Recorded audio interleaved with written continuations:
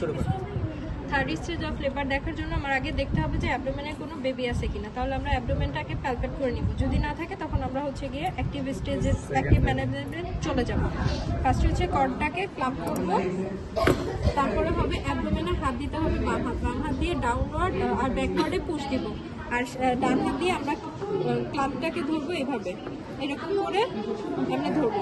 তারপরে এটাকে হচ্ছে এভাবে নিচের দিকে নামাইতে থাকবো আর এদিকে চাপ দিতে থাকবো উপর দিকে। নামালাম। যখন আমরা হচ্ছে প্লাসেন্টাল মেমব্রেনটা একটু দেখবো, যখন প্লাসেন্টাল মেমব্রেনটা দেখতে পাবো তখন আমরা দুই হাত দিয়ে প্লাসেন্টাটাকে ধরবো, ধরে তারপরে এটাকে পেঁচায় পেঁচায় আস্তে আস্তে বের করে নিলাম। বের করে নিয়ে আসবো। বের করে নিয়ে আসার পরে আমরা এটাকে হাতের উপরে রাখবো। হাতের উপর রেখে মেমব্রেনটাকে দেখবো মেমব্রেনটা ঠিক আছে কিনা। ফিটাল পার্টটা দেখবো, এটা হচ্ছে গিয়ে শাইনি থাকবে, স্মুথ থাকে। আর ল্যাটারাল পার্টটা লবিউলেটেড কিনা।